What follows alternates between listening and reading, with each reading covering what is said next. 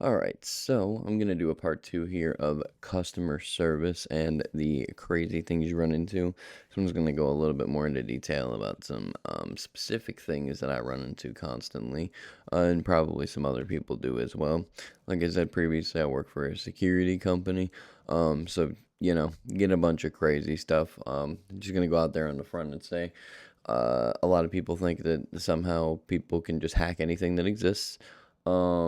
And on top of that, they think that everything is just accessible out there in the world. The amount of times I get calls from, specifically more so old people, I'm not gonna say they're wrong or anything, but you call in telling me that someone got into your, uh, someone got into your system and is watching you through your cameras. I mean, it is possible, don't get me wrong. But when the only access that has been used by the cameras that we can see is that you used it once a week ago and now nothing, it kind of brings up a little bit of suspicion that maybe no one's watching you on camera, and maybe you just are going a little kooky in the cuckoo for cocoa puffs, even if I will say so. Um, and it's just one of those things that I just can't figure out how people think this is something that happens. And it's the same thing with the someone's coming into my house and they're moving stuff around, they're stealing my stuff, they're doing this and that. But when you got 16 motion detectors, you got every single window in your house has a motion or a lock on it. You got cameras everywhere, you got all this and that. I don't think that's happening. Maybe you're just forgetting that you're putting stuff somewhere.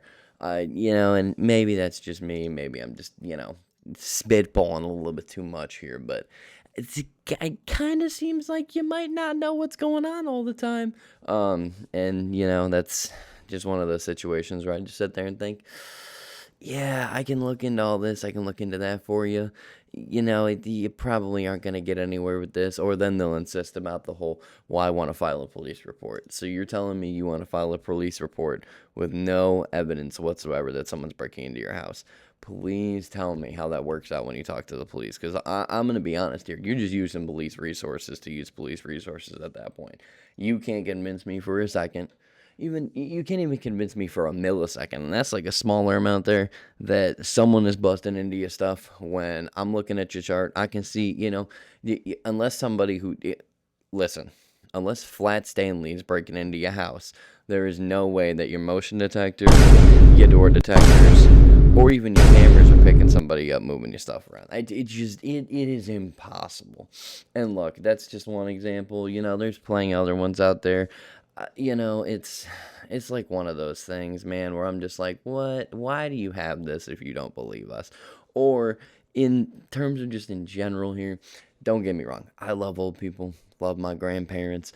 Love my parents too. They're not old, but still, you love them and everything like that. But yeah, it gets to a point where it's like, maybe we shouldn't give a 90-year-old some equipment that they have no idea how to use, or maybe we shouldn't give a 90-year-old something that completely runs on an app. The amount of times I get calls per day from these old people that are like, when am I going to get my bill in the mail? Sorry, we don't do bills in the mail anymore. I don't know if you've heard, but there's this wonderful thing called an email that just about everybody on the planet has at this point, and you kind of got to use that now. I know it's an inconvenience. Don't get me wrong. I know you like to keep up with your bills, and you got a little envelope and everything for them, but you kind of can't rewrite the what the company's doing. It's just not something I'm able to do. But that's neither here nor there. I can't make rules. I really can't. And it's just one of those things, like I said in the previous one, and I'm going to say it in this one. If you've ever worked customer service, I just don't understand. How do you people call in and want this type of stuff or think about this type of stuff? And it's like the same situation. And this one's probably going to go to a lot more people in general. If you deal with anybody in the public or anybody in all, it's the people who, no matter what, will think that they're right. They're always right. It baffles me. Oh, well, this was this way, and this was that way. Guess what? If it was that way now, it's not anymore. And I hate to tell you, that's just not how it works here.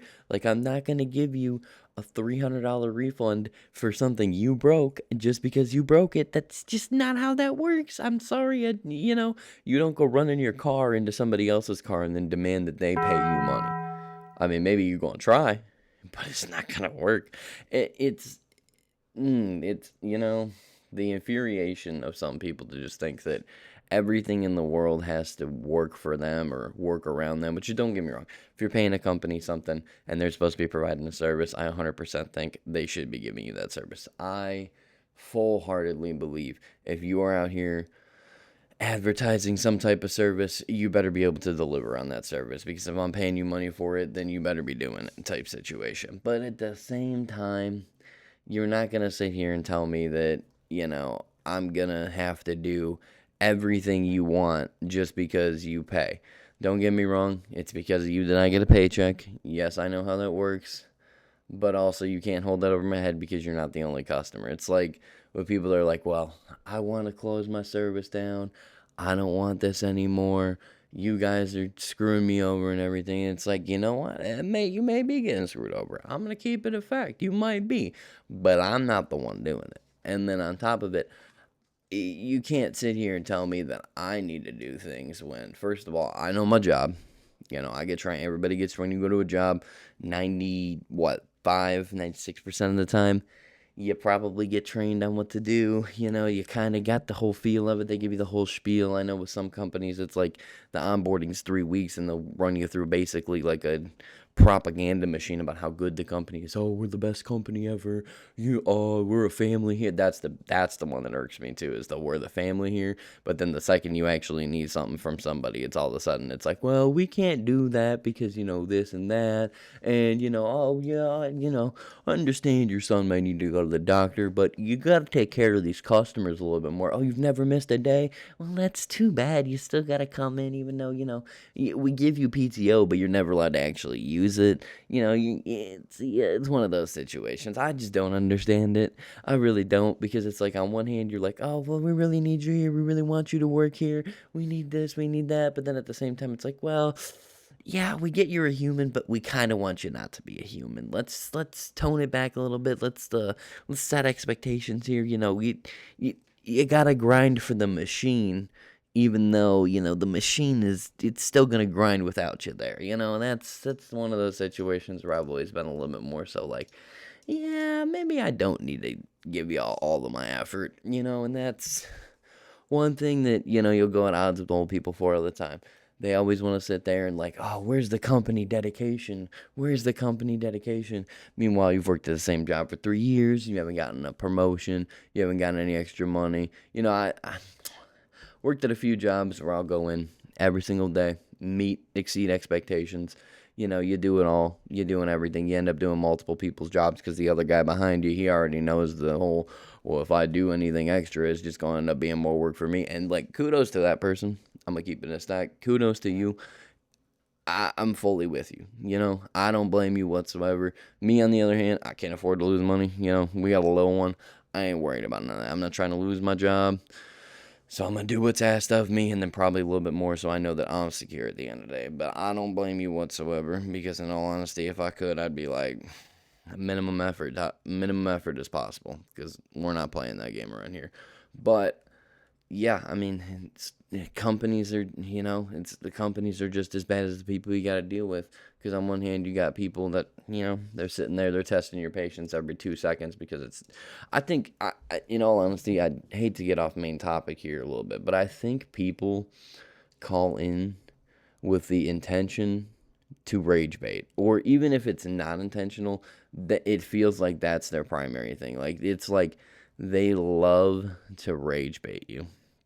Because there's no way you can tell me you're calling in on a normal Wednesday morning, 9:30 a.m. You're telling me you woke up and the first thing you want to do is argue with a customer service agent.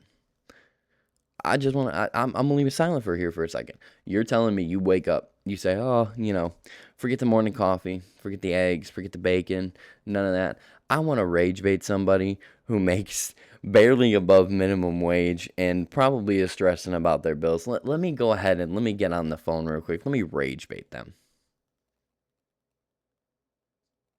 I just don't understand it. I don't get it. I just fully don't understand the logic behind it. Now, don't get me wrong. I'm all here for a little bit of rage, but I think it's funny to mess with people every once in a while. But I don't think you need to be calling somebody who's probably and I mean, when I say this close, I'm talking an atom separation away from blowing up on that damn phone over you because you just have the most insane things to say, or you're just the most insane person in the world. Because how are you going to call me, or call anybody for that matter, and sit there and tell me, oh, you know what? I just think that it's time to piss you off. I just really do, because I'm already here with unrealistic expectations. But now I'm going to put them off on you. Like, yeah, no, I'm sorry. I don't believe that. And if you do, if you are one of those people, I genuinely want to know. Like, if you call in without a serious problem into a company and you're talking to somebody who's customer service, and I don't want to hear the whole, well, I had to sit there and deal with the AI, I had to talk to the voice prompt system before I talked. Yeah, every company's got it now. Let's just toss that out the window. You're not going to get past it. All these companies do that so you don't end up talking to somebody who you don't want to talk to anyways. But how do you sit here and call in and first of all talk down to somebody? I mean, I just don't understand that whatsoever. Don't get me wrong, some people make me mad, but I'm not gonna sit here and talk down on somebody. But how do you sit there, you call in, you talk down on somebody for 20 minutes, full well knowing that first of all they're probably not even the person who's gonna fix your problem, and second of all that you have this expectation that, like, oh, I need you to fix it now. If you don't fix it, it's gonna be a problem, and this and that. And it's like, buddy, look, if you had somebody come out and give you $6,000 worth of stuff, do you think it's free? If you've had the same monthly charge for 2 years, or, the same reoccurring service for 2 years plus, and you all of a sudden think, well, why am I paying this? That's not on me. That's on you. I'm not the one who decided that, oh, I need Netflix. Oh, I need my gym membership. Oh, I need this. I need that. That's not on me. You deal with your personal finances. Don't sit here calling me angry just because you are making bad life decisions, or you made a bad life decision and now you're mad about it. It ain't my fault. And listen, I understand, predatory companies, like I've said previously, I'm fully with that. I understand your frustration. I really do. But don't take it out on somebody who has no control over anything. It just doesn't make any sense. And it's the same thing with, like, people who will sign their parents up. Not like I said, my parents are not that old, but people who have parents in 60s, 70s, 80 years old, full well knowing they don't know technology. Why are you signing them up for a service that's technology based? And then you gonna have them sit there on the phone, confused, annoyed, pissed off, calling somebody, like I said, in customer service, yelling at them about something that they did. When you look at it in the longer term, I'm like, okay, Mr. Robert here, he's 87 years old. He's never wanted to use a phone in his life. Why are we setting him up with a service that is nothing but apps, emails, and, voice prompts and AI? Why are we doing this? Why not just set him up with something nice and simple? Like the little keypad on the little wall, you press the little buttons and it does the little thingy. Or, they make a one nice little simple phone call and then boom, they're done. And you mean everything more complicated for him. And then they go up and they start yelling at people on the phone. And then they get mad, and then it's a whole situation, and then you hear the most common, and I love this one. Just as in general, I love this one, because I've heard it so many times. I'm going to sue you. I'm going to sue the company. You guys have made my life so much harder than it needs to be. Buddy, I'm going to tell you right now, first of all, you're not going to win a suit against the company, especially for something that 90% of people deal with, and it's not anything abnormal. And second of all, what do you think? They're gonna bring in some customer service agent to the bench? Like, dude, I'm not showing up to court. You're probably not even gonna show up to court, because it'll probably get, if anything, just dealt with in small claims court. Why are you sitting here yelling at me for that? I don't control it. No one else you talk to on the phone is gonna control it. I just don't understand. And that.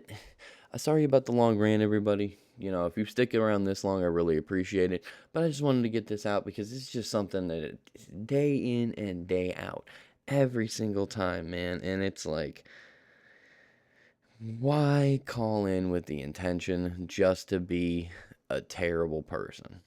I understand frustration is a thing. People get mad. I get it. But don't call in angry. It doesn't help anybody.